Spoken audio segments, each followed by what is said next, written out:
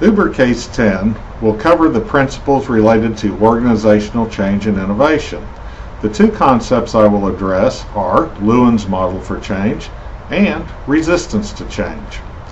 Lewin's model for change is defined with three stages: unfreezing, changing, and refreezing.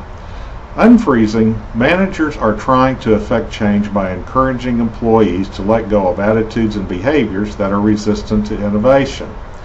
Here, the manager needs the employees to become dissatisfied with the old ways of doing things. Employees need to be given tools for change. This includes new information, new perspectives, and new models for behavior.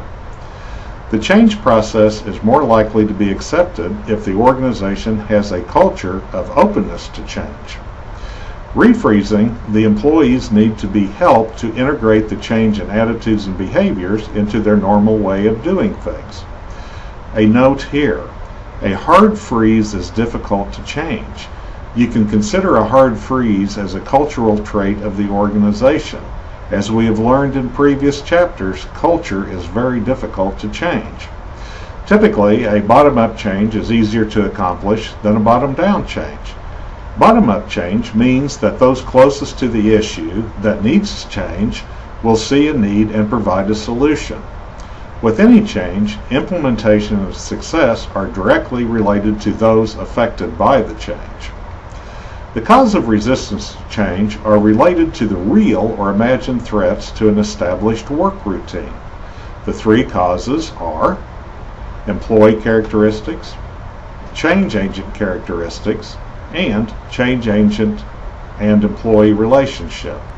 Employee characteristics are the characteristics of a given employee consisting of the individual differences, actions and inactions, and perceptions of change. Depending on the change, an employee may react favorably or unfavorably. The change agent characteristic is defined by the individual who is the catalyst in helping organizational change. This will include the individual's experience, actions, perceptions of change. These characteristics will include the style of leadership, personality, tactfulness, awareness, and group relationships, among other traits.